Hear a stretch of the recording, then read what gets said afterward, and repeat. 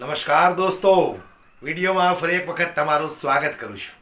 ઘણા લાંબા સમય પછી આજે કનૈયા કુમારનું ભાષણ સાંભળવા મળ્યું છે. જે રીતે કનૈયા કુમારે ધારદાર ભાષણ કર્યું છે.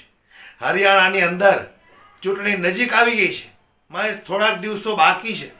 જે રીતે કનૈયા કુમારે ખુલ્લા મંચ પરથી જે ભારતીય જનતા પાર્ટીની ધુલાઈ કરી છે, સાંભળીને તમારા હોશ ઉડી જશે.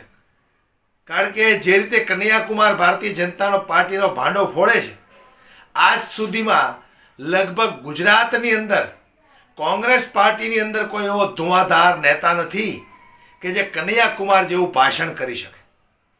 જ્યારે કનૈયા કુમારે ભાષણની શરૂઆત કરી ત્યારે જે રીતે જનમેદની ઉમટી પડી છે કનૈયા કુમારને સાંભળવા માટે, ત્યારે જે રીતે હરિયાણાની ચૂંટણી નજીક આવી રહી છે, સમગ્ર માહોલ જોતા એવું લાગી રહ્યું છે કે ભારતીય જનતા પાર્ટીના સુપડા સાફ થઈ જવાના છે. એમાં પણ જો કનૈયા કુમારનું ભાષણ સાંભળે તો ભારતીય જનતા પાર્ટીના નેતાઓને તો હોશ ઉડી જાય. તો દોસ્તો, આપણે પણ એવું કડકતું ભડકતું કનૈયા કુમારનું ભાષણ સાંભળવું છે, એટલે વિડીયોને સમય કાઢીને પૂરો સાંભળજો, તમને પણ મજા આવશે. કારણ કે ઘણા લાંબા સમય પછી કનૈયા કુમારનું ભાષણ સાંભળવા મળ્યું છે. તો આવો આપણે સાંભળીએ કનૈયા કુમારનું આ ભાષણ. मंच पे खड़ा होकर के राजनीति नहीं करते हैं, न्याय और हक की लड़ाई लड़ते हैं. ये बात याद रखिएगा. बोलिए, आप लोग न्याय के साथ खड़े हैं? इतनी जोर से आवाज लगाइए कि सत्ता को घबराहट होने लगे. फुटबॉल है जी, हैं? वोट ले लीजिएगा और जब मन करेगा तब लतिया दीजिएगा. हैं? मोदी जी कहते हैं मोदी जी की गारंटी है. महाराज, भाजपा की गारंटी होती तो 1 मिनट के लिए मान भी लेते. मोदी जी की गारंटी है तो बिल्कुल भरोसा मत कीजिए. अगर विश्वास नहीं होता है तो यशोदा जी से जाकर के पूछ लीजिए. गारंटी लिए थे ना जी.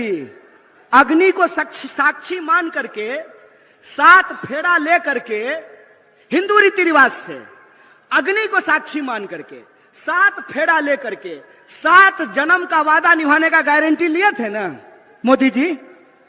किए पूरा? भाग गए ना छोड़ के. कोई गारंटी नहीं है इस आदमी का.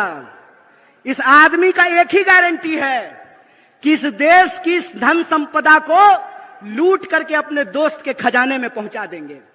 एक ही गारंटी है कि रेलवे बेच देंगे, एयरपोर्ट बेच देंगे, पोर्ट बेच देंगे, सड़क बेच देंगे, नदी बेच देंगे, खदान बेच देंगे, और इस देश के जो आम लोग हैं वो नौकरियों के लिए दर दर तड़पेंगे, दर दर भटकेंगे. और जो भी गारंटी इन्होंने कहा था, मैं आपसे पूछता हूं कि कौन सी गारंटी पूरी हुई है? बोलिए. 15 लाख आपके खाते में आया? 15 लाख खाते में आया? 2 करोड़ नौकरी मिली? महंगाई कम हुआ? काला धन आया? तो कौन सा गारंटी पूरा हुआ है जी? कौन सा गारंटी पूरा हुआ है? मंदिर बनाने का? एक बात बताइए, मंदिर की बात चली है तो मैं भी एक बात कहना चाहता हूं. मेरा जन्म मिथिला की पावन भूमि पर हुआ है और मिथिला के लोग यह बात जानते हैं कि मिथिला की धरती माता जानकी की धरती है. माता जानकी, जिनके बारे में हम लोग कभी भी भगवान प्रभु श्री राम का नाम अकेले नहीं लेते हैं. जब भी बोलते हैं तो क्या बोलते हैं? बोलते हैं सियापति रामचंद्र की जय. बोलिए, बोलते हैं कि नहीं बोलते हैं? देखे हैं राम जी के साथ फोटो सीता जी का? एक फोटो बता दीजिए, एक भी फोटो देखे हैं सीता जी का राम जी के साथ? पहले हमारे घर में दादी जब कैलेंडर लगाती थी तो उसमें फोटो होता था भगवान प्रभु श्री राम का, सीता जी का, लक्ष्मण जी का और हनुमान जी का. होता था कि नहीं होता था? सीता जी, लक्ष्मण जी कोई फोटो में नहीं दिख रहे हैं. मतलब यही होता है कि जिनको धर्म का मतलब नहीं मालूम होता है ना, तो जब वो धर्म का पाखंड करते हैं तो उनसे गलती हो ही जाती है. क्योंकि धर्म का मतलब होता है धारण करना. धर्म बना है संस्कृत के धृत धातु से, जिसका अर्थ होता है धारण करना. अगर आप धार्मिक हैं तो आपके अंग अंग से धर्म फूटता है. और मैं रामचरितमानस को कोट करना चाहता हूं. रामचरितमानस में तुलसीदास जी ने क्या लिखा है? गोस्वामी तुलसीदास ने लिखा है, रावण रथी विरथी रघुवीरा। मतलब रावण रथ पर सवार है और भगवान प्रभु श्री राम पैदल चल करके आ रहे हैं। बताइए आज की तारीख में रथ पर कौन सवार था? कौन सवार था रथ पर? रथ पर सवार थे अधर्मी लोग, रथ पे सवार थे अन्यायी लोग, रथ पे सवार थे इस समाज को बांटने वाले लोग, रथ पर सवार थे इस समाज में नफरत फैलाने वाले लोग। आप सब जानते हैं ये कांग्रेस पार्टी का मंच है और आप सब कांग्रेस पार्टी के शेर दिल कार्यकर्ता हैं, जिंदा दिल इंसान हैं आप लोग। इसीलिए मैं आप तमाम लोगों से एक अपील करना चाहता हूं, सवाल चुनाव जीतने का नहीं है, सवाल किसी को मुख्यमंत्री और प्रधानमंत्री बनाने का नहीं है। दोस्त एक बात याद रखिएगा, यह लड़ाई किसी पार्टी को सत्ता में लाने की नहीं है, यह लड़ाई इस बात की है कि अगर हम इस देश के नागरिक हैं तो हमारा हक इस देश के दूसरे नागरिकों के बराबर है कि नहीं है।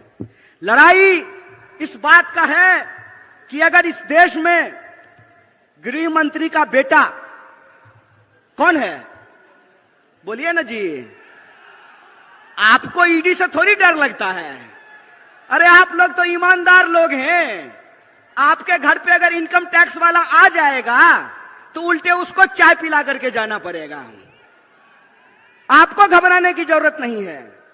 डरे वो, घबराए वो जो बेईमानी किए हो, जो ईमान से जीते हैं, उनको डरने और घबराने की जरूरत नहीं है। तो मेरा सवाल यह है कि इस देश में अगर गृह मंत्री का बेटा बीसीसीआई का सेक्रेटरी बन सकता है, इस देश में अगर एमपी लोग 5 साल के लिए बन सकते हैं, एमएलए 5 साल के लिए बन सकते हैं, तो हमको भी नौकरी देनी पड़ेगी। बोलिए गलत बोल रहे हैं कि सही बोल रहे हैं? सही बोल रहे हैं ना? ये न्याय की बात है। न्याय की बात यह है कि अगर इस देश में प्रधानमंत्री के चंदादाताओं का 14.5 लाख करोड़, कितना? 14.5 लाख। बाबू रे सुन्ना बिठा के देख लेना कि क्या गो सुन्ना बिठाना पड़ेगा 14.5 लाख में।